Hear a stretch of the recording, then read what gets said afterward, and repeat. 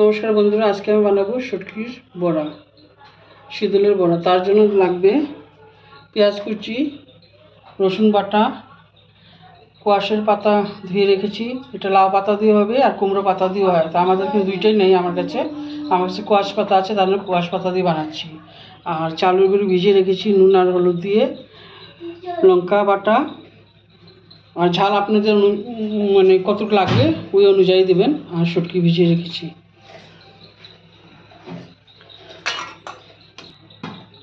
তেলটা গরম এখন বসিয়ে দিই। আগে তেলটা গরম হয়ে যাক।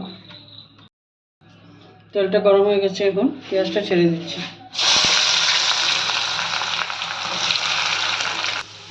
নুনটা দিয়ে দিচ্ছি,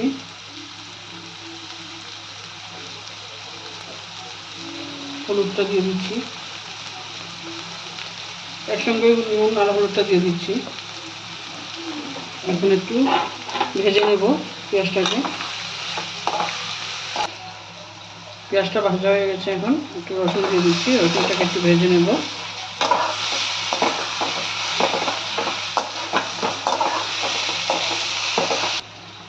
এখন মরিচে দিয়ে দেব।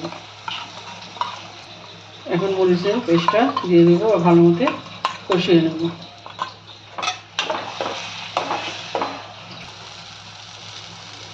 মশলাটা কষিয়ে নিয়েছি, এখন শুটকিটা দিয়ে দিচ্ছি। একটু কম আঁচে রেখে শুটকিটাকে গলিয়ে নেব।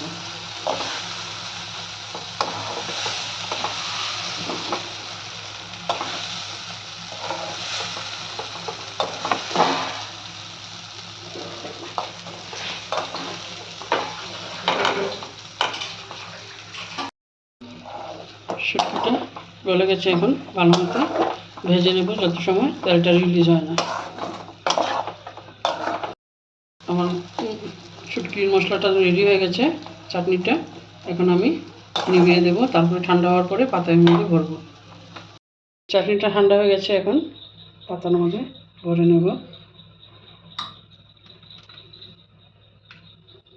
এরকম করে ফোল্ড করে নেব।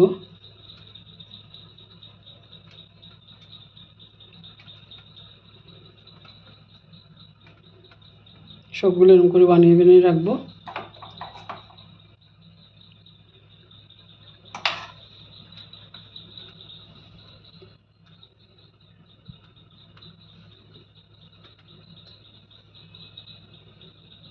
তারপরে যে চালের ব্যাটারের মধ্যে ভিজিয়ে তেলের মধ্যে ছাড়বো।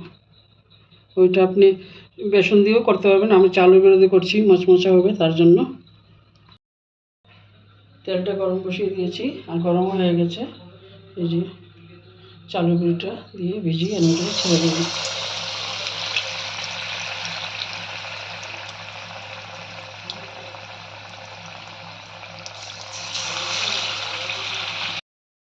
এই দেখুন উল্টে পাল্টে ঘুরিয়ে ভেজে নিয়েছি। এখন এটাকে ভাতের সঙ্গে খাওয়া যাবে। এখন নামিয়ে নেব।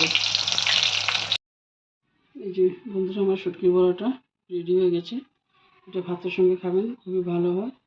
আর একবার ট্রাই করবেন, আর ভালো লাগলে লাইক করবেন। Thank you.